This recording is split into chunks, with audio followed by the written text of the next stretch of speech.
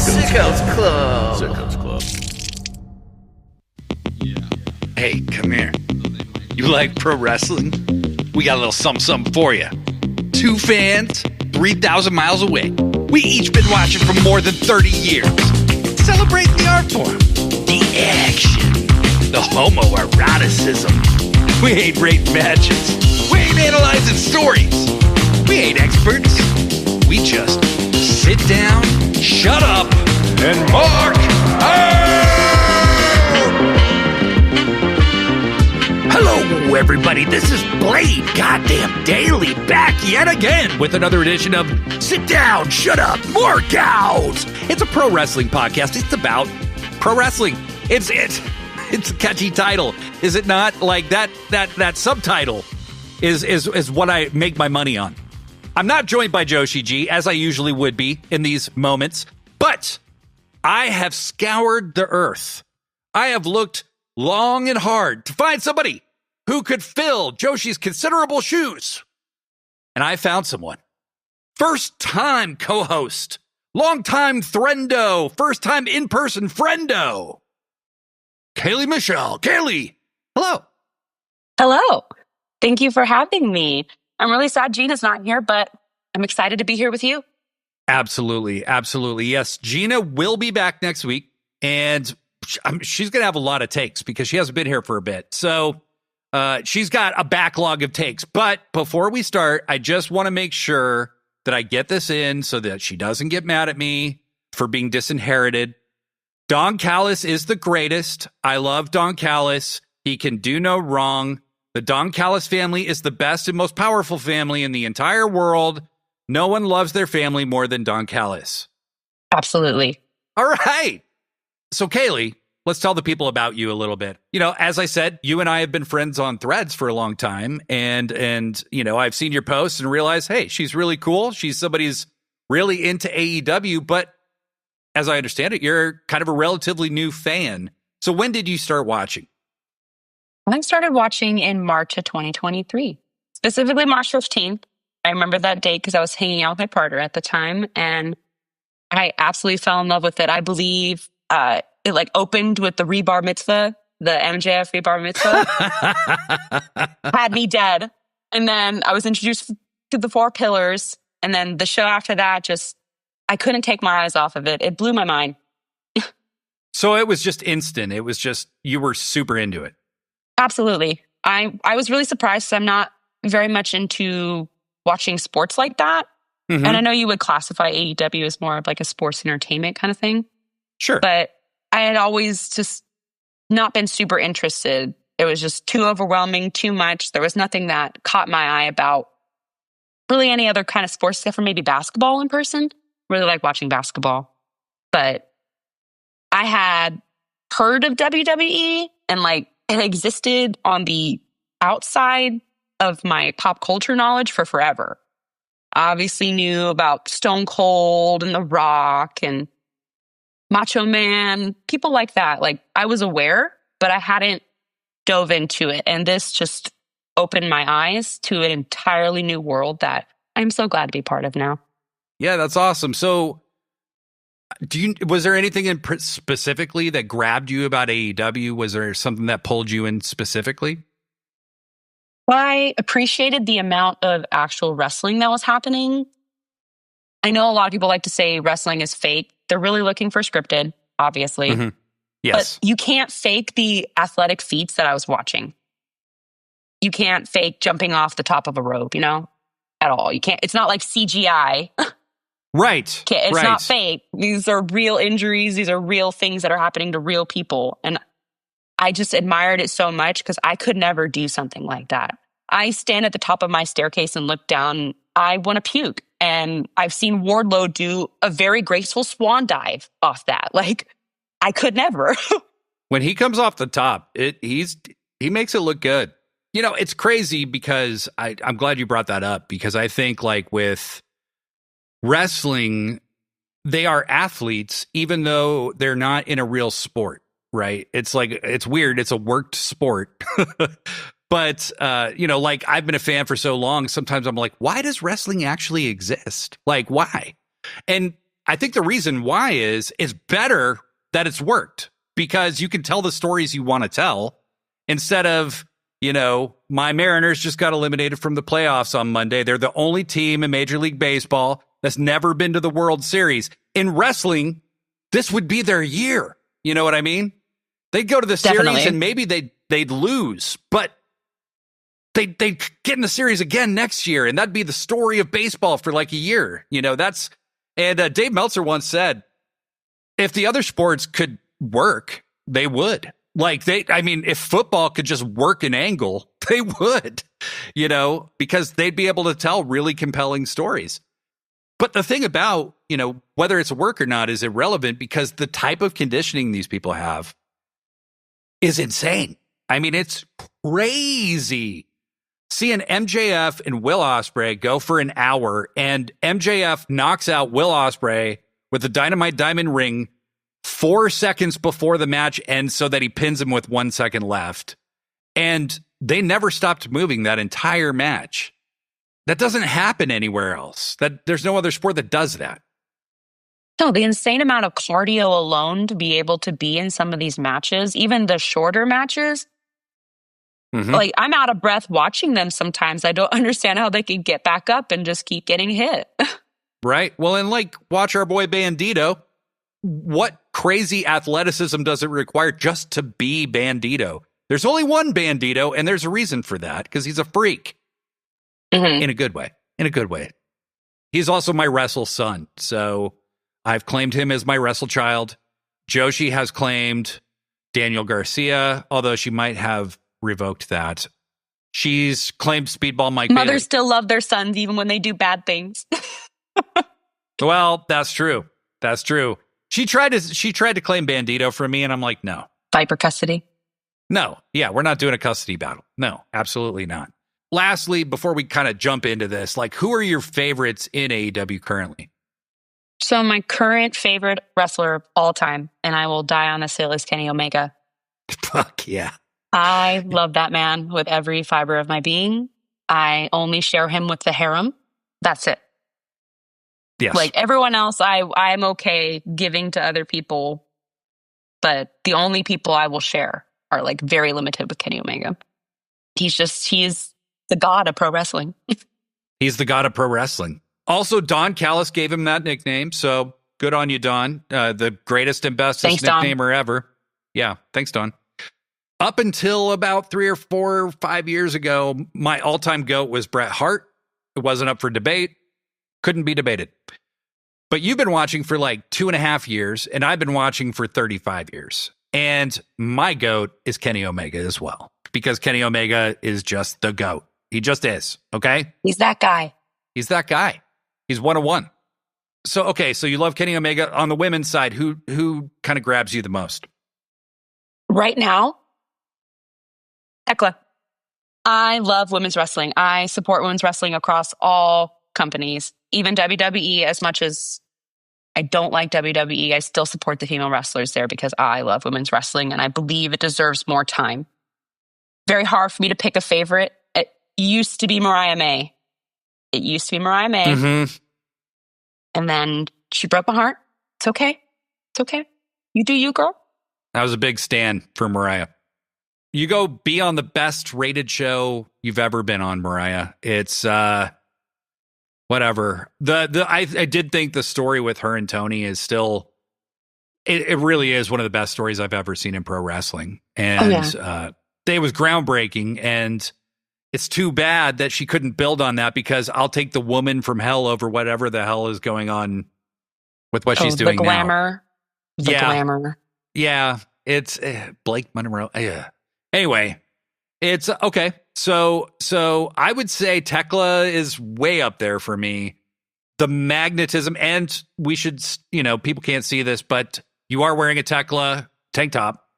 Oh, and you got the nails too. Oh my God. Hell yeah. You even got the nails matching. Tekla. Holy shit. That's what I wore to Dynamite 300. I wore my Tekla shirt. It was really cool. Nice. And you brought up the Toni and Mariah. I was there at Revolution for their last match. And I choked up a bit. Because it was just so well done. And I had I had followed Mariah before she came to AEW because AEW opened up a world of professional wrestling for me. So I started following a lot of Stardom and a lot of New Japan. And because Kenny Omega really drove me into New Japan. And in Stardom, I had discovered Mariah. And I was so excited when she was signed because I got the chance to introduce my partner to a wrestler that he had never really seen before. And she came in, as much as I dislike where she has gone, she came in, took the ball she was given, and absolutely ran with it. She did amazing. And I was really disappointed to see her leave because I feel like she could have done more in AEW. I know she personally has publicly said that she didn't feel like she could do any more. I disagree. That match was so well done, and it should have been the main event. I think everyone backstage also agreed that it should have been the main event as well. Well, and yes, and then with the fallout of Copeland and Moxley after that, which was the main event, and people weren't super high on that match. So not in person either. Yeah, no, it was worked in a way that just was hard to follow everything else that had happened. Like, I just don't think you work that style of match when you've already had the kind of card you've had. And I'm not sure Copeland at this stage in his career, I don't know if, he's wants to go like a million miles an hour, so, no. And all due respect to both those guys, I'm a big fan of both. I think in person, the crowd was definitely not feeling the end. The crowd was so for Christian actually being able to, cash in. Yep. And, pull the ultimate, what Adam Copeland used to do to everyone else in WWE. I feel like people would have been okay if they had allowed Christian to, get up in that bitch. Right. But it would have mucked up the Death Rider story, right? Yeah. And so I remember watching and not being impressed by the match and not being that, I'm watching on TV, obviously, but like not being super into it. And then it did seem very slow as well, after the rest of the show that they had done. But I remember when Christian showed up, I have to admit, I did laugh when he got choked out after being in the ring for like 1 minute. I thought that was kind of funny, but maybe not the most satisfying ending. I do think you're right. I think they could have ended with the Hollywood ending, and it would have been a lot more satisfying to people. So they had, I feel like, two endings because they had the ending that they showed on TV and then the ending that we got in person, which was, Swerve standing around, everyone's doing his song, and then he gets in the middle of the ring with Adam Copeland and they talk.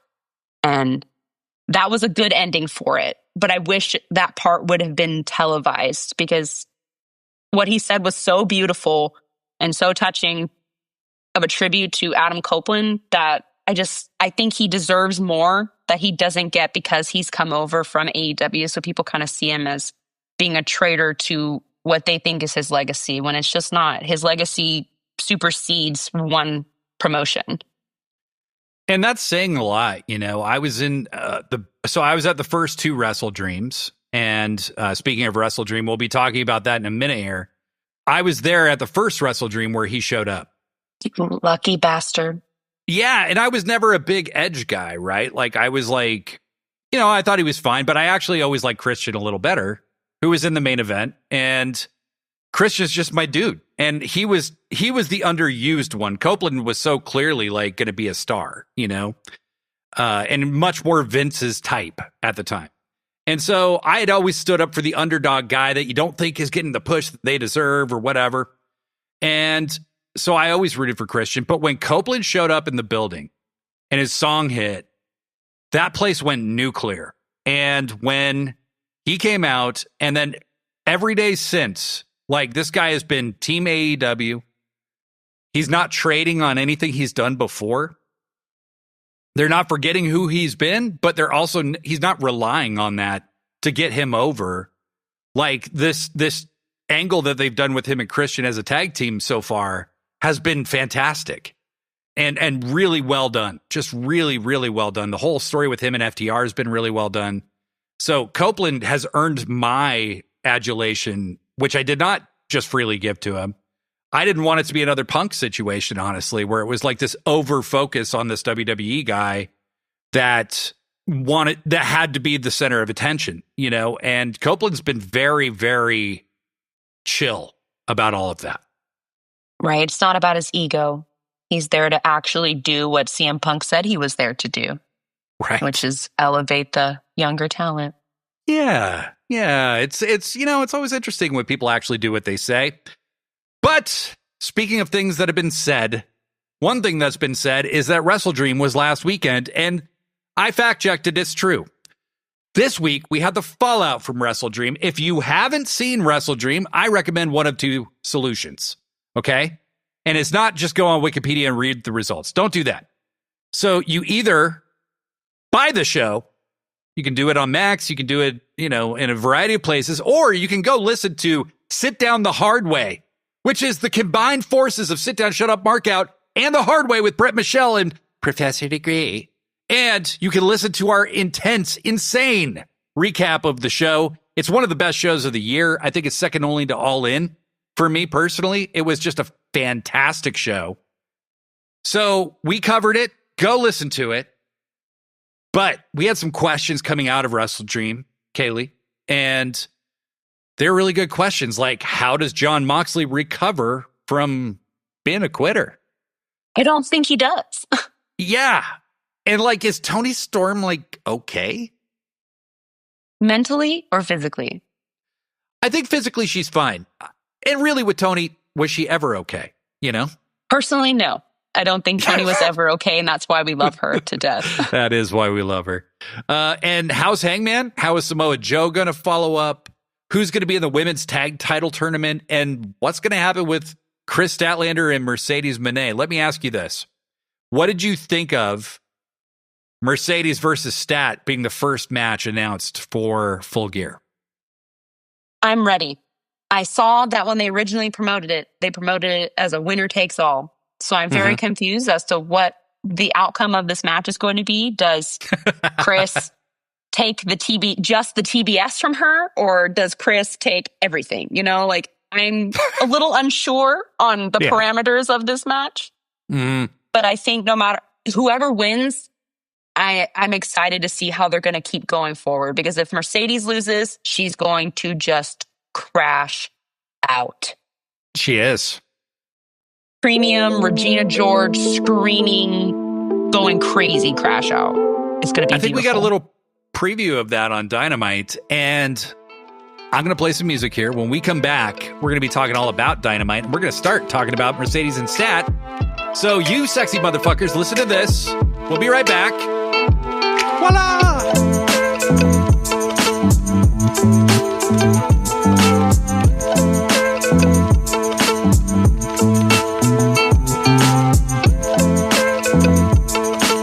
All right.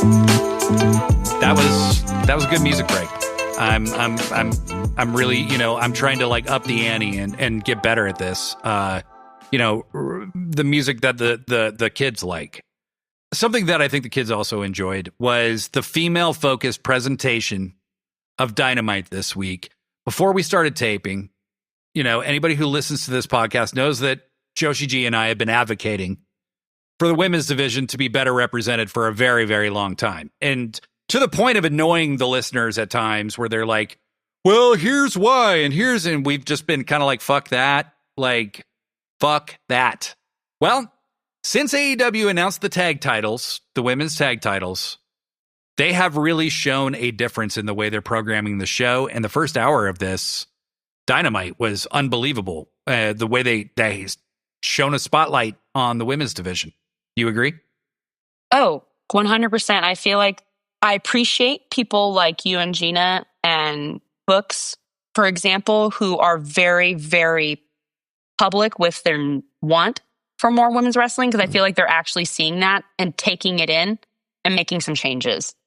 And I think Mercedes herself, sorry to bring up my girl once more, I think she's been a big advocate and a big reason why we're seeing more women on TV. She has the star power to demand more attention for herself, and then over time has put more, as she's wrestled more people, has put a bigger spotlight on the entire division to where all of these people have more name value than they did when she showed up. And Toni Storm during that same period of time became a huge star and one of the biggest, names in the industry. And she's been able to shine more of a spotlight on people. And now that Toni's been moved on from the title picture and into the tag division, it's going to help that division get more attention as well. And so it's only positive. It's only a positive move.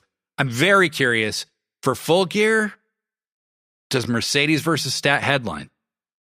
I think yes, because I love Hangman and I love Samoa Joe, but I think the women deserve the main event this time. They've had for a while. You have two absolute powerhouses that you can't say where I can genuinely say I don't know who's going to come out of that match. And that's really hard because wrestling can be very predictable. It can be so predictable. But I think it should be. They deserve it. The women deserve it. They've worked their ass off to get to where they are. They deserve the main event. I completely agree. And I think this would be the perfect pay-per-view to do it. Joe versus Hangman doesn't need to headline.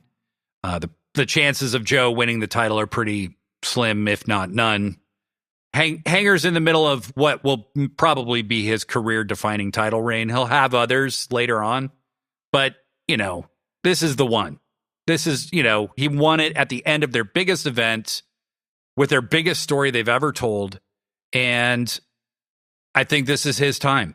It's just, he's not ready to drop this yet. So since that feels a little telegraphed, I think that it really makes sense to go with the women. And I think that they're going to. Plus, Mercedes and Stat had two matches before this that were absolutely classic. I do think that Stat will beat Mercedes. I don't think that Stat's going to take any belts if she beats Mercedes. I think it'll just be for the world title. And then Mercedes will crash out and lose all those titles. Like, it's going to happen.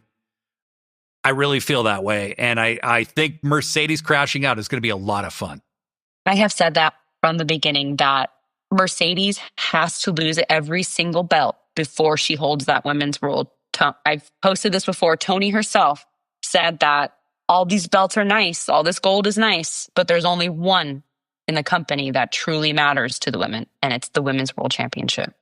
100%. And when Statlander came into the ring at WrestleDream, she held that belt in her face. She's like, look at all those belts you got. I got this one, the biggest one, the one that matters the most. So it ends up being, they help these indies by having Mercedes traveling literally all over the world to work indie shows for small promotions and some larger promotions, and selling out these smaller shows that never would have sold out otherwise. They're getting their belts on television, which is a huge deal in America, in front of the biggest audience they've ever been in front of. And then AEW gets to say, yeah, and our belt is the most important belt of all the belts. And if I'm a small indie, I don't have a problem with that. I think that's kind of the cost of doing business by having your title displayed on TBS. You know what I mean? Right. On actual American television. Right. On HBO Max. So needless to say, the women's division got a ton of representation. Mercedes had promised that she was going to have an in-ring celebration. Statlander cut a promo before that, earlier in the night. And Stat's promos are getting a lot more interesting. I'm really enjoying. It felt like over the summer, she was just kind of there, like, why is Statlander in the back just watching TV all the time? You know what I mean? Like, her and Willow just were kind of stagnant. They weren't really going anywhere. And they're too important not to be going somewhere.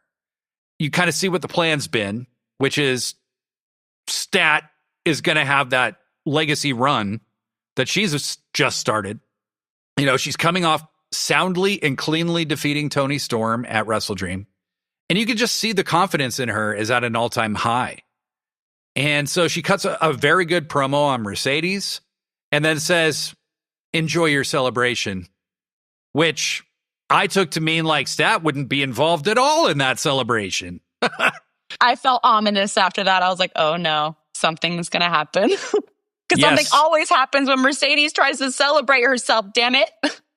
Stat basically just giant winked at the camera. So later on in the show, it's time for the celebration. And I'm really enjoying, at WrestleDream, Mercedes comes out with the frat house wearing her belts. The Belt Boys? She just has belt boys. And so in every city, she has belt boys who come out wearing her titles. And now she's up to 12 titles. And the belt boys come out. And while she's walking down to the ring, Minnie Moné, the puppet, voiced by Harley Cameron, rises above with a microphone and is trying to be cute. Harley thinks she's celebrating Mercedes by doing this, It's not really mockery. It's like loving mockery, if it's anything, right? And I love that Mercedes goes, "Hey, stop my music. Belt boys, get out of here." And then she turns around and they're just standing there like idiots. And she's like, "I said get out of here." And she drives off all of her belt boys. I just love that she has a traveling group of belt boys. They go down to the ring from there. Why don't you take it from here? They did. They went down to the ring and oh my gosh, I'm sorry. I could not stop laughing this entire segment. Minnie Moné just makes me giggle. There's a reason why she's my Threads profile picture right now. Harley is so talented and so funny. Yeah. And I love that Mercedes treats, she acknowledges that Harley is underneath, but she treats Minnie Moné as its own entity. She has talked to Minnie Moné before as Minnie Moné. So it's that kills me even more. They start going back and forth and they're kind of Mercedes is obviously really pissed and furious, obviously. Really. Yeah. She's furious. And Minnie Moné does actually start to get a little bit antagonistic towards the end where she's starting to actually mock her. And then Mercedes, you can tell she's been undone because she thinks the best revenge is not to beat up Harley, is to dunk Minnie Moné in the cake that's sitting on the table. It's like she's dunking on Minnie Moné, not even Harley at this point. And then Harley pops her head out and is really disappointed to see what's happening. And she kind of makes a pissed off face at Mercedes. You can see Harley's for once actually pissed at Mercedes. And then out of nowhere, Stat emerges and completely humiliates Mercedes. She pushes her face first into the cake. Okay. Mercedes at WrestleDream had interrupted her celebration of her title defense. And this is Stat getting revenge. And then Stat picks her up very high up and kind of choke slam her through the cake, through the table. And Mercedes Moné proceeds to have what I would consider an Oscar caliber meltdown. It was absolutely fantastic. Oh, yeah. Her and Muppet Moné looked the exact same because when Muppet Moné was pulled back from the cake, Harley lifted its mouth to make it look like it was screaming. And when they showed Mercedes doing kind of the same thing after, I died. I couldn't help it. I was laughing so hard. I love Mercedes. I am Mercedes for life. But me too. Her screaming like that, I couldn't handle it. I was laughing so hard because I would be justifiably screaming too. Yeah, absolutely. And you know what? She even looked fine as hell covered in cake screaming. Mercedes, damn lady, Jesus. But yeah, so, in the past, the rule of thumb has always been if there's a cake in a segment, somebody's wearing the cake. And in AEW, they've broken that convention a few times where there's been a cake, but nobody's face ended up in the cake. So you don't take for granted that somebody's going to end up in the cake. So when they do, it's kind of even more of whoa, So later on in the episode, Mercedes is still covered in cake. And this is quite a while later. She could very easily cleaned up by the point she's back on camera. And Renee is trying to interview her, and Mercedes is telling her to shut up. And she's just screaming. She's just throwing a fucking fit. When she's stopped by a very unexpected visitor. And that would be Athena, the ROH Women's World Champion, the longest reigning Ring of Honor world champion of either gender, Athena, dominance, one time teased as perhaps a future rival of Mercedes. And Athena says, this is bullshit. You're right. You're right to be mad, but let's get you cleaned up. What do you say we go for these tag team titles? I did not see that coming. Okay. The idea of Mercedes and Athena as a tag team. Are you kidding me? These two egomaniacs together that'll probably destroy each other. Give me a break. And then Mercedes goes, you know what? That's actually a great idea. I would love to have, and keep in mind, half her face is covered in cake still. And she says, that would be great. This would be belt number 13. Let's do it. And then Athena goes, okay, so let's get you cleaned up. And then we got to get you to minion training. And then Mercedes goes, minion training? Hell no. And they cut away. So good. It was. I loved every second of this. I think Mercedes still being covered in cake, she was using that to fuel her rage. Yes. She kept it on. She's like, oh, I gotta remember how I feel. I'm gonna use this to just go off.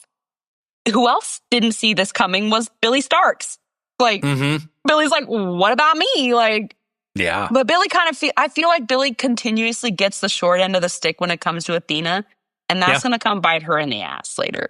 I mean, I feel like Billy has the only person that's ever going to beat Athena for the ROH women's title. That's been the plan this whole time. It's just they've had 2 main event matches on pay-per-views and she hasn't won either one of them. So I don't know when it's going to happen, but that's what I think. And also hilarious that Billy would be jealous of literally Mercedes fucking Moné taking her spot as the lead minion. Well, she was jealous of Lexi doing it. She was jealous of Lexi coming into the minions. So Billy just doesn't want to share. She doesn't want to share. That was such a fun story when Lexi was involved and losing her mind. That was, oh my God, Lexi was so great in that. But I digress. Like Taz, I digress. So yes, Athena and Mercedes were later announced as being part of the tag team tournament, which we'll get to. But that wasn't nearly all that the women did on this show. There was a lot more that happened. There was a 4-way tag team match that the winner would get to pick their opponent in the first round of the tag title tournament. Now, one interesting thing about this is that they didn't actually announce the brackets before this match. And we'll get into why that worked out a little strangely later. But the teams, I was very excited for this match because the teams were Willow and Harley, the Sisters of Sin, Jamie Hayter and Queen Aminata, good God, and Penelope Ford and Megan Bayne. Good God. All in the ring together. Can you imagine? All in the ring together. Yeah. Can you imagine? Yeah. What'd you think of the match? I thought it was incredible. I always love seeing tag team wrestling. How Jamie ended, she's like, tag team wrestling is fantastic. I was like, hell yeah. That's what we want to see. We want to see these women go in there and just give it their all. And I really think they did. Poor Penelope took some damage, and Sky always does. That's why she got over for me personally, because she is a workhorse and she's willing to just take bump after bump. But it generally looked like Penelope actually got hurt, though. It looked like she had one of my boyfriend calls them a tit, when a little swelling. Yeah, it looked like she had one on her elbow because he had just recently got one. We were like, ooh, like that, because she kept favoring it the rest of the match. I don't know if she was working it, but she genuinely did look injured from my point of view. She did. She still kept going. She did. I was relieved that she could bend her arm, so it wasn't broken. So she did a moonsault off the top turnbuckle to the outside.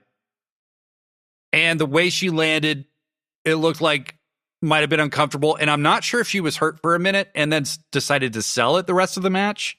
Because if she was selling, that was fantastic selling. Which please don't sell like that anymore. I don't want it to be too realistic. You know what I mean? Right. But I couldn't tell either. So it did seem that she was hurt. I'm not sure how bad she was hurt. She finished the match. She was involved in the finish, which let's talk about that finish, Kaylee. Queen Aminata and Jamie Hayter pick up the win with, I don't even know, like the double concussion. Like, I don't know what the fuck you call this move. But Aminata headbutted Penelope in the face, and then Jamie Hayter haterated her into oblivion and pinned her. So beautiful. So smooth. Yeah. And like, that shit hurts. Oh, yeah. Oh, yeah. No. Queen Aminata's headbutts, like, you don't see daylight in those headbutts. Like, they look like they connect. They look very stiff. And so they can't be for real because, like, people would have brain damage. But, like, holy shit, that finisher is insane. Insane. They need a name for it. Like, they do. Something. It has to be something that hits hard. Yes. Well, Hayter hits hard is her thing. So, maybe they could come up with something about that. The match finishes, and then right after the match, before the brackets have been announced, Jamie grabs a mic and like you said, she said, "Isn't tag team wrestling's great, isn't it?" And then she goes, "Hey, we know who we want to face, Sisters of Sin." And I'm like, before you even know who the rest of the teams are, like, that's kind of weird. But and Danielson even called it out. I mean, he was even like, oh, okay, that's weird. But like, at the same time, they do have kind of a personal thing. So, Tekla and Jamie had a thing. Julia and Jamie have had an on and off going thing. Sky and Aminata have a personal thing, which is funny because they're real life best friends. I also wanted to point out, I totally agree with you. I think Sky Blue is an unheralded MVP of the women's division. She doesn't get the wins, but my God, this woman bumps for everybody like a maniac and very rarely wins, but she makes everybody look so good. She's just incredible. I made a post about her the other day because I wasn't really a fan of her at first. It was, for me, like someone put it in the comments, it was just girl with hat that sticks her tongue out. It was. And she was a great wrestler. Yep. Fantastic. Like, she was beautiful, but there wasn't anything that drew me to her in the way that she was being drawn with other people. Mm-hmm. But I think over the year where I saw her just work her ass off, just match after match, loss after loss, just on Rampage, Collision, and I saw that, and then I saw her transformation into what she is now, and I have so much respect for her. She has come so far, and you could tell she's one of those wrestlers that's in it because they love wrestling. They're not in there to be famous or make a name for themselves. She's in there to wrestle wherever she can and to do whatever she's told, Mm-hmm. Yeah, I saw a quote from her fairly recently where she's like, I don't need belts. I don't need to be like the biggest star in the division. I just want to have good matches. I want to do my job well. And I want everybody to, feel safe in the ring with me and feel like they're going to be elevated by working with me. And I think you can tell that's how they feel because they put her in a lot of big matches. Like, how many times did she wrestle Toni Storm? I know Toni Storm is a huge fan of Sky Blue herself. So, it's been awesome to watch her star really rise. And I felt the same way you did. Like, at first I was like, okay, it looked a little WWE-ish the way they first presented her, where she had the hats and like, it's like, okay, girl with the tank top and the hat. Okay. Cool. Yay. Kind of Bella-ish from WWE. But then, as time's gone on, you've just seen this woman loves wrestling. I mean, holy crap. And she's very good at it. So after they picked their opponent for the first round, the tag bracket was announced later in the night. And there weren't any like huge surprise entrants, but this is a hell of a good tournament. And I'm really excited about it. It's going to start next week on Dynamite. So you have the aforementioned Hayter and Aminata versus the Sisters of Sin. You have Willow and Harley facing off with Mercedes and Athena. Did you see the social media video that Willow and Harley made? Yes, I did. Yes, I did. Good stuff. Good stuff. And they were trying to come Always. up with a name for their team. I saw that And, name on Threads before they announced it. Somebody said it. Yeah. I can't remember who posted it, but I saw Babes of Wrath like days ago. Yes. And it was really funny. I just think it was just so obvious, like who it should be, what it should be, you know? They went with Babes of Wrath, and I think that's a great name. You know, it's a perfect way to describe them both. So they'll be facing Mercedes and Athena, which that's going to be an incredible match. They announced that Alex Windsor is going to team with Riho, which should be awesome. And they're going to face Toni Storm and Mina Shirakawa. And speaking of Mina, Renee Paquette interviewed Mina after the segment. And Mina said that she hadn't heard from Toni, but trusted their love for each other. She also revealed that their tag team name is Timeless Love Bombs, which I super love because it absolutely sounds like an 80s Joshi tag name that you would have heard like in All Japan Women's Wrestling or something. And I like that Love Bomb is part of the name because there's like this, like, it sounds positive, but it's kind of got this strangely weird negative connotation to it. Right. It also sounds like a wrestling move. It totally does. Oh my God. Yeah. They're going to do a Love Bomb as a tag team finisher. Great shit. Very excited for that. And then Bane and Megan Bane, the Megasis, and Penelope Ford versus Ty J, which is really interesting to me because both of them, you know, when I was talking amongst the Sickos, both of them were really like seen as possible the first champs, and they're fighting each other in the first round. One of them will be eliminated in the first round, which I did not see coming. I think it's going to be mega bad. I think they could take the loss right now. They don't need to be tag champs to prove that they're a dominant tag team. I feel between the two going on or getting forward in the tournament, Ty J. It has to be Ty J. I wasn't sure who I wanted to be the inaugural champs because we've been asking for tag champs for so long for the women. Right. For so long. So we're at a point where we do have enough tag team to do so, but I still think it should be honoring the work that Anna Jay and Ty have put into being there from the beginning and really putting the women's division on the map, them and Britt Baker, you know? Yeah. I feel like Megan and Penelope could be okay taking a loss in the tournament. They're kind of foolproof. Like, you can't really hurt them. You know, Penelope is, you know, I think people sometimes really underestimate the value of what it is to be a pin eater as a wrestler. Like, if they know, like, if you can be pinned without losing anything, like credibility wise, like Penelope Ford can win at any time, but if she gets pinned, nobody cares, you know? And now, if they like dominated and pinned Megan, I think that would be like, whoa, what the fuck are we doing here? But, you know, Penelope can eat a pin anytime, and she loses nothing in doing so because her having Megan with her, they're always a threat. So, yeah, I agree with you. I think Ty J will probably take that one. I might have a bias, though, because I kind of want Mega Bad to split up so we can bring the bunny back in. Because her and Penelope as a tag team were everything. And she's back into wrestling now, and they match together. Yeah. Why not? Yeah. I saw that it looks like her and the Blade got divorced as well. So just like seems like it's been very interesting times in her life the last few years. So kind of wild. I did not know that. Yeah, you're not seeing this right now, but I've just shattered Kaylee's illusion about what love is, and the world is crumbling in upon her currently right now. I had no idea. Yeah. And I pride myself on knowing AEW couples. Right. Well, sister, this is why I'm sharing the goss with you. Is she's posted about like living alone and I think even dating, maybe a little bit. But oh my God.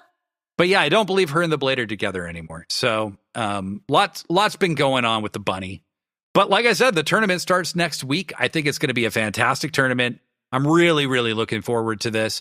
My guess is they'll do, you know, the inaugural rounds next week, and then maybe the semifinals the next week, and then the finals will probably be at Full Gear, is what I would imagine. So very much looking forward to it. Very excited for these tag titles. Also, I'm very excited to take a musical break because, as I said, I am a DJ. So we're going to do that when we come back. We got some story beats to talk about elsewhere, and they're big beats, baby. But enough about those beats. First, the Block Rocket beats.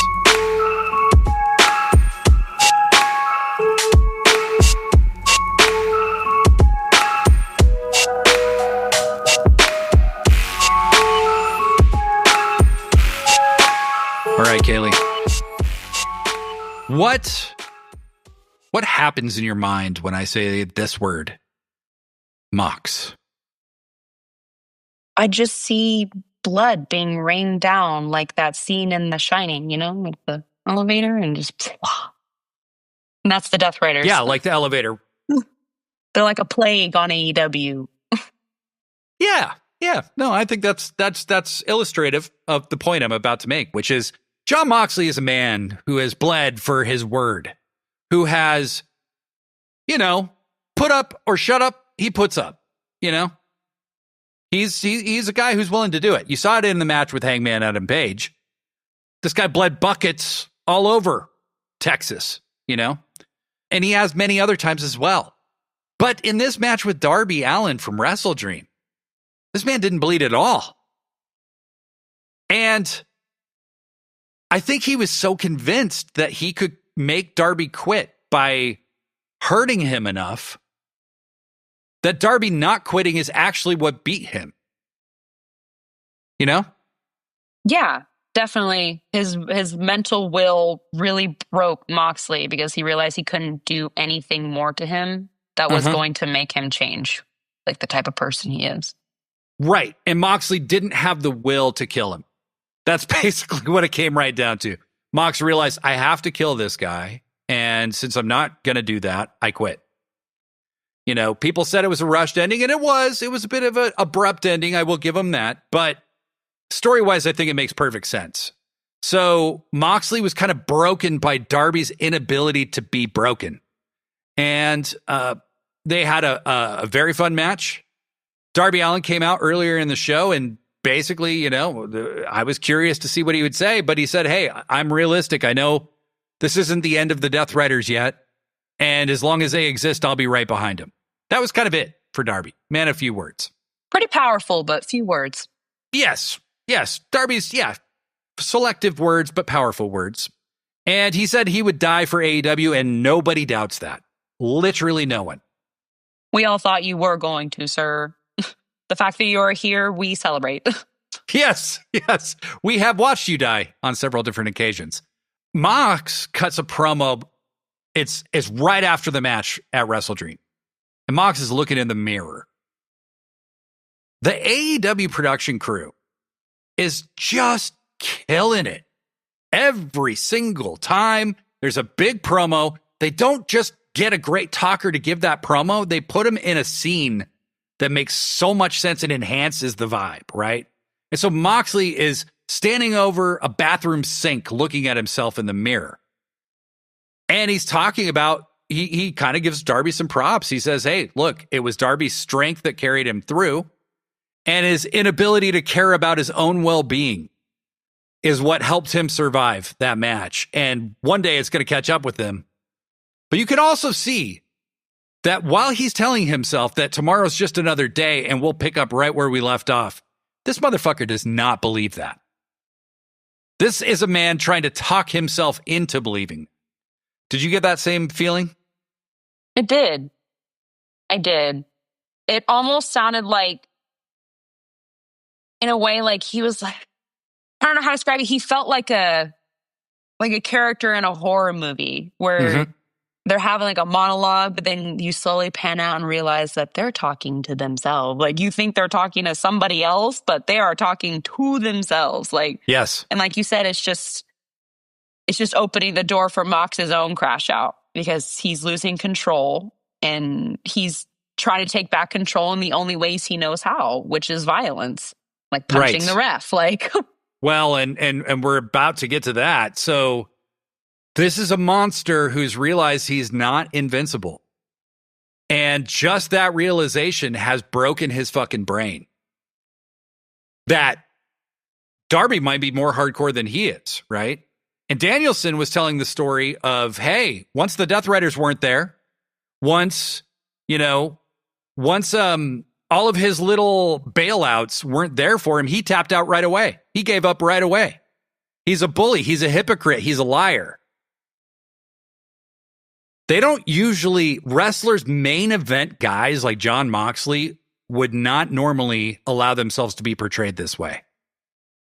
And I think it's really brave. And it makes the story so much better that he is allowing himself to be portrayed as a coward and somebody who isn't who he says he is, you know? No, completely. We're seeing, because Mox, like we've talked about before, is silent but violent. So seeing him go down this path where he's cowardly and he's kind of, he acts like he's willing to do whatever he takes, but we've clearly seen that when he has the opportunity to go so far, he's not going to. He said he quit. Right. He just doesn't have it in him. And it is very rare to see with people, because you always want to assume guys like that have an ego, but he doesn't. Right. And that'll take us right into the next, Moxley's next match. He's trying to get back on the horse. They didn't know if he'd be cleared, and that's legit. They didn't know if he'd be cleared until later that day from the match with Darby, but he was. And his opponent was Kyle O'Reilly, who in my notes I mistakenly called Kyle Fletcher. But basically, I corrected it. So if you're looking at it now, it says Kyle O'Reilly. I was just going to pretend like that never happened. I was like, wait. I believe in transparency, okay? Okay. And this match did not go at all the way I would have expected. This was a match, a moment, a segment of building expectations and then dashing them, right? Kyle O'Reilly is basically the best pincushion in AEW. He's a great wrestler who always loses. He just always gets his ass kicked in the end. Him and Roderick Strong, they just lose all the time. Somebody's got to take a lot of losses in AEW. God damn it. With this roster. Right. That's not what happened here. Everybody can be winners. Yeah, but that's not what happened here. Okay. Kyle O'Reilly got into Mox's head almost immediately in this match. Kyle's got that MMA influenced kind of style of attack. The kickboxing kind of thing. The I don't know what he's doing. I don't know what it's actually called. Like the martial arts stuff that he does. And Mox was like every time he got put in a submission, he was terrified. Like, get me out. He's afraid he's going to quit again. Mox now doesn't trust himself. Yeah. He's paranoid. He's scared. He's scared of the grind, baby. Which is crazy because that's not something we've seen in Moxley before. Never. But again, if anything, this makes Mox a more layered character with great dimension. Like, it makes him more interesting. You see the fear in Mox. We're in an emperor has no clothes type situation. O'Reilly puts him in an ankle lock at what turned out to be the end of the match. I didn't think it was going to be the end of the match, but Moxley looked desperate. He'd already reached the ropes a bunch of times, and he looked like he was about to submit, and then he just stood up in an ankle lock and punched the ref straight in the face to disqualify himself because he was about to quit again. Not only a ref, but the head ref, sir. That's right. Y'all put some respect on Paul Turner's name. Yeah, Paul Turner, man. That dude, Paul Turner. He is, that guy has taken his lumps in AEW, I'll tell you that. Yeah, he punches the ref in the face. The referees run down like they're about to kick Mox's ass. And at this point, I wouldn't be surprised if they did, because Mox is scared of everybody right now. But yeah, basically Mox isn't looking like the fearsome guy that he's always looked like. And so it's going to be really interesting to see where this goes next, because it could go in so many different directions. But Glad to see we took the same thing from it. I'm not just making something that I want to see happen. Good stuff. Good stuff. But something I wouldn't say was good stuff. It's kind of bad stuff. And by that, I mean it's badass stuff. Samoa Joseph is a heel again, folks. And he is very scary, man. Mm-hmm. When he starts talking and stuff, like I kind of clench a little bit. And I'm kind of like... What do you clench? Yeah. It's that. Everything. Everything about me clenches, babe. I just clench. Samoa Joe is one of the most intimidating people in the history of pro wrestling because he talks with so much authority that you believe everything he says. Oh, yeah. Like if Samoa Joe just bumped into me at the mall, it was like, you're going to go to an ATM and you're going to give me every dollar in your account. I'd just be like, yes, I am. The closest ATM is just around the corner, sir. This is my PIN. Yeah, exactly. This is my PIN. Here's my card. Why don't you do it? So it doesn't look as suspicious. So the Ops wrestle the Hurt Syndicate. And they beat the Hurt Syndicate in a good match that I thought had a strange ending, but we'll cover that a little later. The Ops are triumphant. And everybody's cheering for Joe. Joe knows this is going to happen. He ain't some fucking amateur. He knows he's cool as fuck. He knows people are going to cheer him. So what does he do? He heels out like a motherfucker. He tells the crowd, we are honored to be back in San Antonio. And the crowd, oh, he said the city's name I live in. Oh, my God. And then he goes, and it's a good thing, too. Because I love being in San Antonio because all these fat women can keep Hobbs busy. And Hobbs starts doing some horny weirdo gestures. And I'm like, this is fun. I like this. This is hilarious. That popped Hobbs, us in our household for sure. Because we were like, okay, Charles Barkley. Yeah, exactly. Shitting on the San Antonio women yet again. Yet again. Big dunk. Then Samoa Joe says, I am going to make Hangman my bitch. Just like every sports team that's come through San Antonio has made them their bitch for the last however long, since probably the San Antonio Spurs dynasty back 20 years ago. And again, just scary, very scary. So I watched this. I had to rewatch it later because the first time I was blinded by tears of fear. And then the second time I was just sweaty, but I could see. And good promo. And Hangman had cut a promo at the very beginning of this show that was out on social media as well. He concluded the promo by saying, I'm going to ruin your life. This is a man who's burned another man's home to the ground.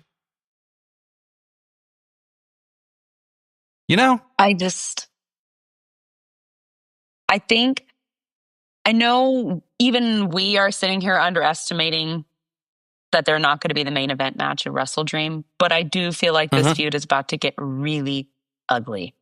Because like you said, no one can boo Samoa Joe. No. You can't. He's beloved, and if he's not, he's respected. How can you not respect Joe? He's I've been saying this a lot. Joe is so versatile that you can be like, shit, well, we don't have room in the main event right now. So Joe, we're going to put you in a trios, make the trios titles feel really important, actually, by being on you and Shibata and Powerhouse Hobbs, for Christ's sake. Jesus fucking God. And then, hey, a bunch of people are injured. Joe, we need you in the main event again. And you can heat him up in 5 minutes. He's a microwavable main eventer is basically what I'm saying. The Samoan Joseph meal, the freezer meal. There you go. Hey, you're talking to a frozen food connoisseur. I know what I speak of, okay? I respect it. I respect it. Yeah. But yeah, this is going to be a really, really cool feud. And I was thinking the exact same thing while we were talking about this. I'm like, it could be the main event because I think they are going to ratchet this up a lot. And there's reporting out right now that Swerve is healing up faster than expected. So he might be back by December. And then you have, if you get through 2 pay-per-views with Samoa Joe in the main event, that's a huge win. Huge win. So, and God only knows what could happen next. But anyway, it was a great promo, good match. But the match that stole my heart, the match that closed out Dynamite, the match that I thought there may not be enough time to show, was for the unified title. My wrestling son, Bandito. What did they start, like 5 minutes before 7? 5 or 6 minutes 5 minutes before 7. Out here on the West. There's going to be an overrun, but. Yeah, I know there's going to be an overrun. But I'm like, a 5-minute overrun? A 10-minute overrun? How long of an overrun? You know what I mean? Mm-hmm. And out here on the West Coast, you heard correctly. The show ends at 7 p.m. because we are the preferred time zone of the United States. That's right. Not the preferred area for shows sometimes, though. Definitely not. Definitely not. I mean, we got 2 WrestleDreams, and then they went to St. Louis and had the best WrestleDream. Bullshit! Was it the best WrestleDream? It was pretty good. It's pretty good. All right. I can respect that opinion. I think so. I think it was. I mean, look, I wish I could say I was at the best WrestleDream, but like, this is 2025 AEW. You know what I mean? Right. It's so good. And like good. you said, we have 3 of our top stars out, like super injured out. Yeah. And we are still putting out, I keep saying we like I have any say in this, but they are still putting out banger after banger. And it just goes to show when you build your whole program on just a couple people, it flounders when those people are gone. Yeah. And we just don't have that problem here at all. There's so much depth to the roster that, sometimes people get frustrated that somebody's not on TV enough, right? And it's like, it's very hard to get everybody on TV as it is. And in WWE and kind of prevailing North American wrestling logic, you have like a few, like 2 or 3 people that the entire thing revolves around. The problem is if those people get injured, it's like you're just on autopilot till they get back, and AEW has like 7 dudes on the dude side in the main event right now that the company's revolving around that are interchangeable, Right. We all want to see Hangman and Swerve again. We're going to see it again. We will. I want to see Ospreay and Hangman again someday. So I got to be there at Full Gear 2023 for their Texas Death Match. Oh, shit! And I'll tell you, we could smell the blood from up in the stands. It was, I was going to say awful, but it wasn't, because it was rad. Truly incredible. I have such a favoritism for the pay-per-view Full Gear now because of it. Mm-hmm, and I cannot wait for them to meet together again, because I don't think that Swerve coming in at All In and helping Hangman was the end of their story, It's definitely not. No. I wanted them to be a tag team for forever. I wanted them to kiss and make up. Yep. And like, you got the Buckshot and the Kill Shot, 2 incredible wrestlers together. Mm-hmm. Getting over their shit. It almost had like the same feel for me that when Will Ospreay and Kenny Omega kind of came together after everything they've been through. Oh, yeah. And I can't wait. I can't wait to see Swerve come back. Oh, Swerve's, we have the same hometown. He's from Tacoma. I'm from Tacoma, the Tacoma area.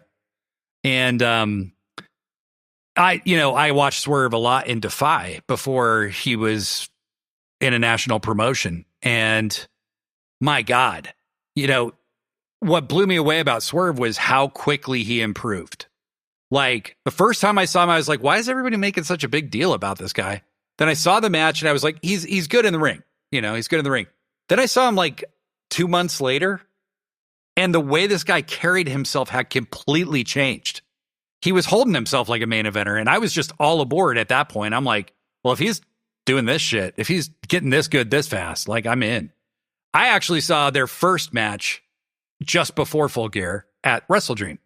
So we were the first crowd to loudly and proudly boo the shit out of Hangman Page. And I like to pretend it's where the heel turn started. Kind of slow burned, into what it became. But you know, that's a conversation for another day. I mean, look, we can get thirsty for Swerve booking all we want, but we'd never talk about anything else. So my wrestle son, Bandito, forgot what we were even talking about. I had to bring up the notes here.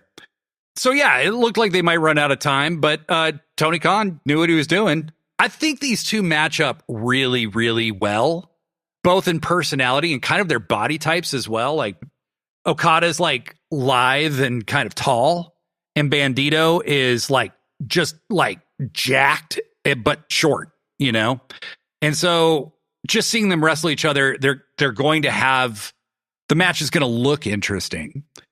But they had great chemistry with each other. I think, if you guys watched Okada in New Japan, I think he spent the first year he was in AEW kind of figuring out how to bridge the gap between being New Japan Okada and being American Okada.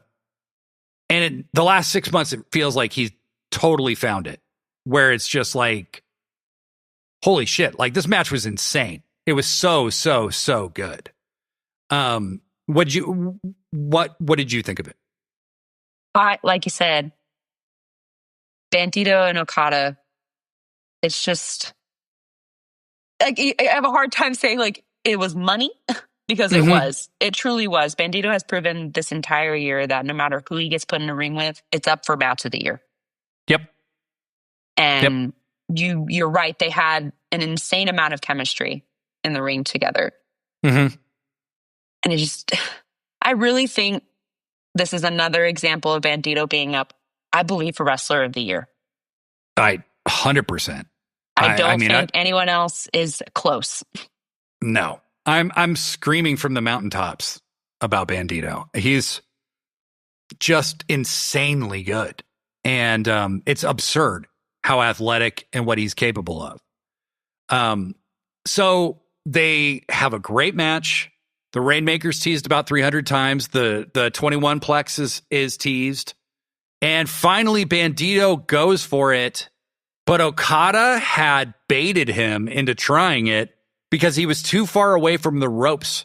And Bandito flipped all the way over him. Okada grabbed his wrist, flips him around, hits the Rainmaker, and pins Bandito. What an incredible ending. What an incredible sequence. How smoothly they did that whole thing. You're just watching two of the greatest, just at the top of their power, Exactly. And I honestly would have been okay if Bandito had taken this win, because I think if anyone is proven that they could hold the unified championship, because Kenny Omega himself said that for the international title, which I'm sure his same mentality applies to the unified championship, like whoever's holding that belt needs to be representative of not just one type. Like, you have to be international, and Bandito has gone international over the last year. Right. Well, and Bandito's obviously wrestled a lot in Mexico, but he's also wrestled in Japan. I'm not sure if this was a first time ever match or not. I think so, singles wise, between Okada and Bandito.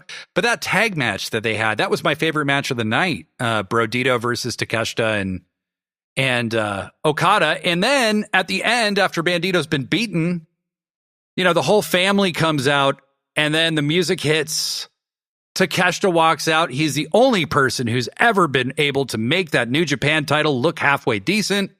And he walks out, and he's like pissed, because he got Rainmakered by Okada, and Okada flipped him off and kind of didn't care.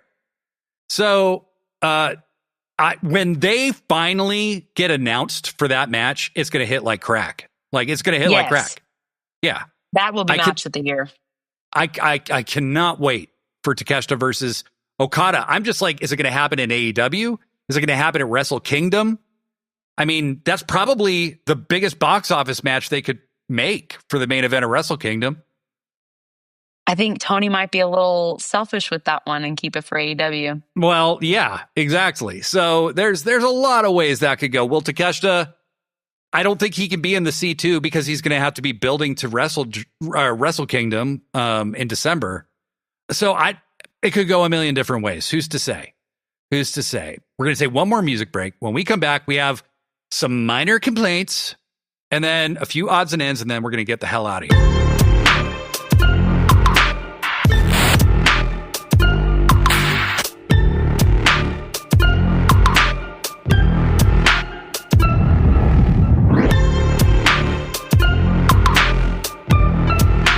We're back. Kaylee's laughing about something. I don't know what. What's so funny, Kaylee? Everything's funny. Everything. Okay. Stupid people online are funny. Well, that's true. That's true. And there's a lot of them, too. You know, there's actually no shortage of stupid people online. Quite entertaining, right? Yeah, they are.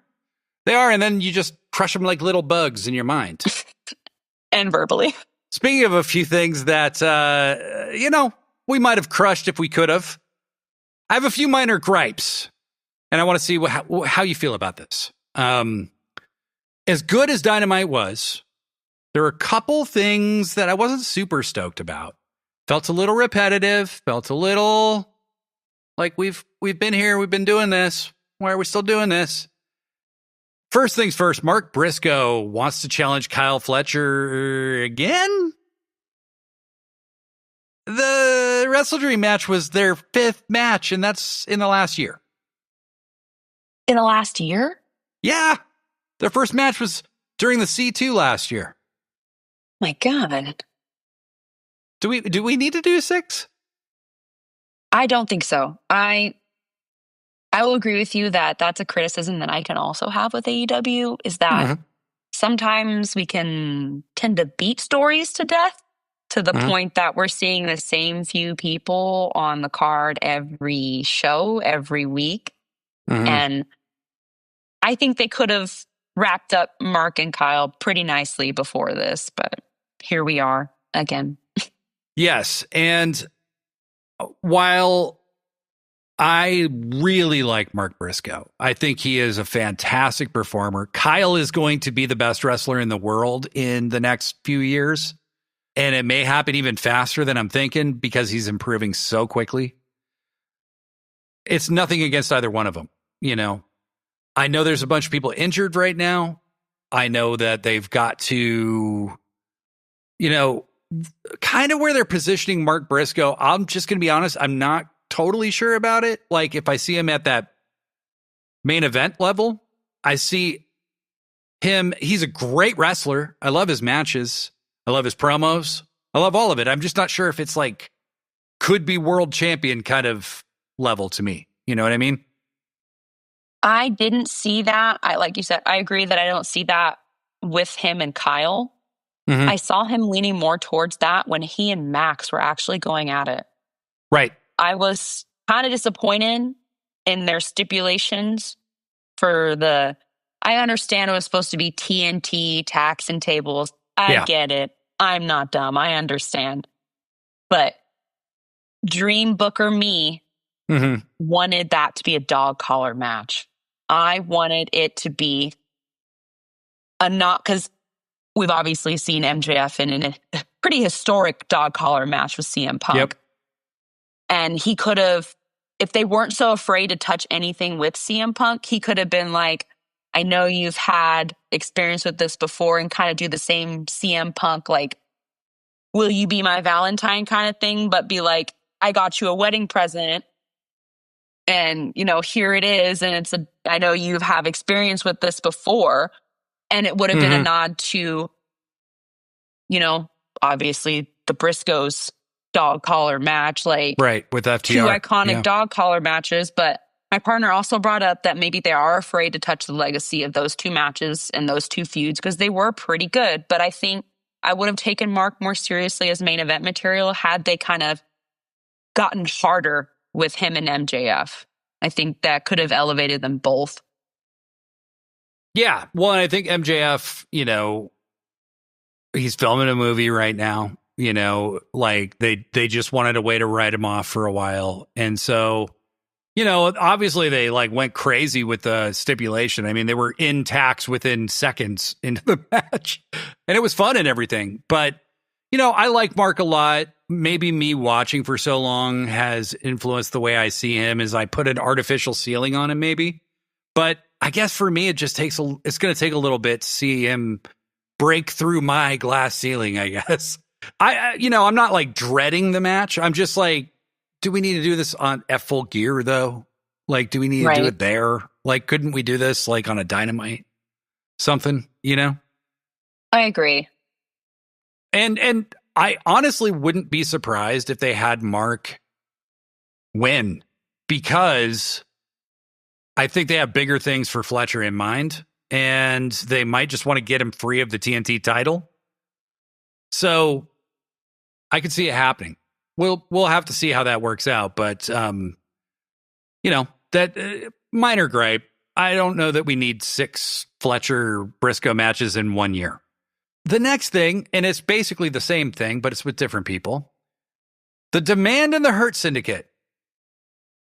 These fellows have wrestled a number of times. Ricochet cost the Hurt Syndicate the match against the Ops. What are we doing at this point? You know what I mean?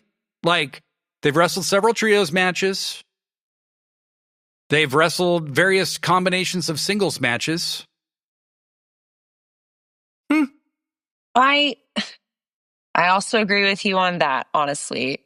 I think for me, if the trios belts aren't like directly involved, it's not really doing much for me.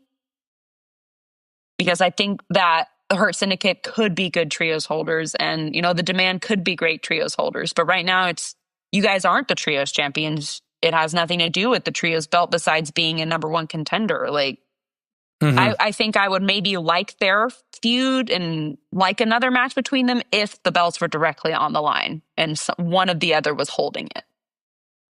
Well, and I think so. There's nothing gained by the Hurt Syndicate beating them again, right? Like, I honestly didn't think there was really much gained by the Hurt Syndicate beating them at WrestleDream. But I was kind of looking at it like, okay, at least we can move on, Because I think Gates of Agony have been boosted by being associated with Ricochet. I'm a big Gates of Agony fan. And I think that the Hurt Syndicate wants to elevate Gates of Agony. But I think if they're going to keep going, like, they need a definitive win over the Hurt Syndicate. That's kind of the only reason to do any more. And they're clearly going to do more. So whatever it is, I just hope the Hurt Syndicate wins. And I hope that's how it ends, Now, wrestling is one of those funny things. It's like you can have something that you're not super excited about, and then they find a cool twist to put on it, and then all of a sudden it's very interesting. So jury's out. We'll see. But those were probably my least favorite things from Dynamite this week. But we'll see where it goes from here. We'll see where it goes. And then just a few odds and ends. Basically, the broke Bucks are still the best Bucks, in my opinion. Kaylee, you are on the right side of history in this. You are a Young Bucks stan, and so am I. I am. The broke Bucks have been incredible. Nick Jackson is a gambling addict, and very convincingly plays a gambling addict. I love that they're not just at TK's door. They're like banging on the door like, come on, man. We need a money match. We need a money match. Come on, man. Tony, I know you're watching. Open the door. That was like fucking great. And then I liked Tony coming out and immediately looking at the camera, which nobody else was doing. He's just like, oh shit, I'm on camera. But he comes out and he's like, oh, hey guys. And you could tell Tony's like a little more comfortable, doing little stuff like this. But he's like, oh, hey guys. So he doesn't even deny that he was avoiding them. He says, so I'll put up some money. Yeah, $400,000. But you have to face Jurassic Express. The Bucks immediately, their face drops because they just lost to them. And Jet Speed. And then the Bucks are like, what, 4-on-2? And then he's like, oh no. And these fellas. And then he widens the door and fucking bald ass Dax walks out. FTR bald. walks out, and the Bucks are going to team with FTR to face Jurassic Express and Jet Speed. That's a match I'm stoked for. I'm very excited for that.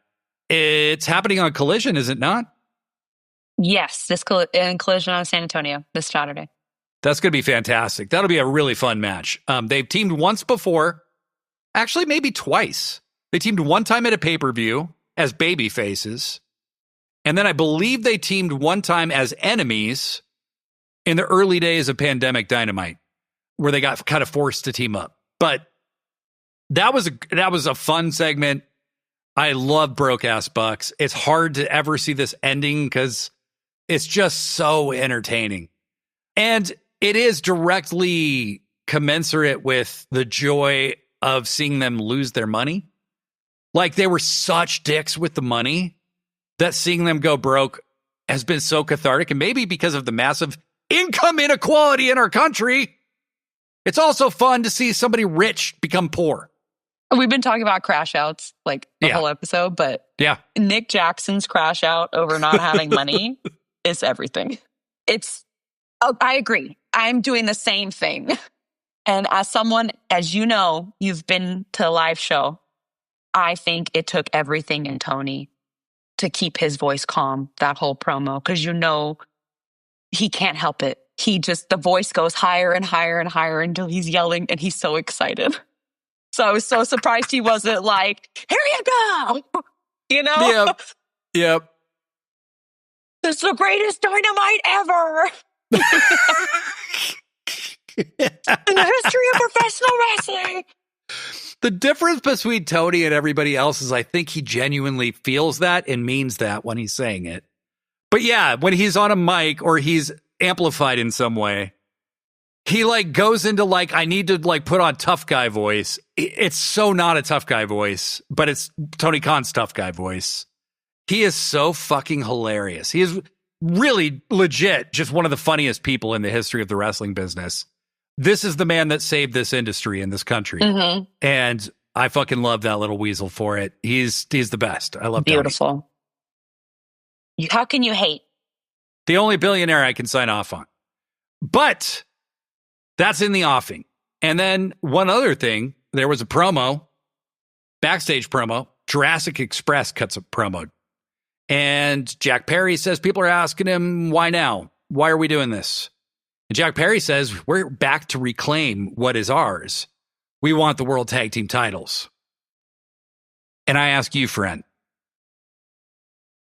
can you imagine a world with Jack Perry and Luchasaurus in a 2-on-2 match with Brodito? Oh, I dream about that world quite frequently. And the fact that it's becoming a reality is just making me so happy. It's going to be incredible. I'm okay with them taking the tag belts.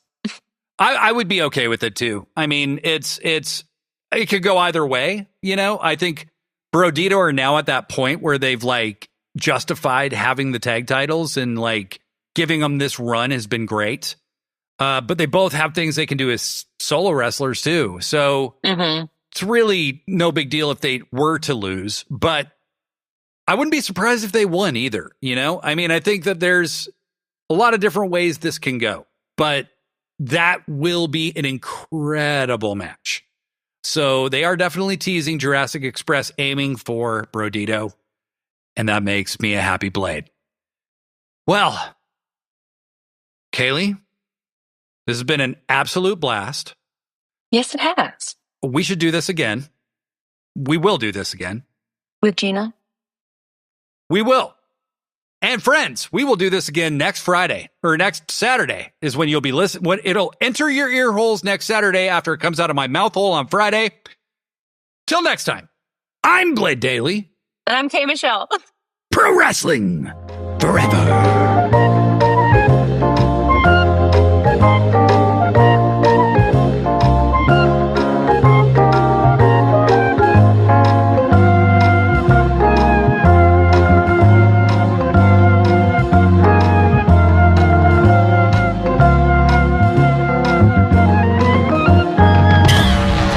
Sickos Club.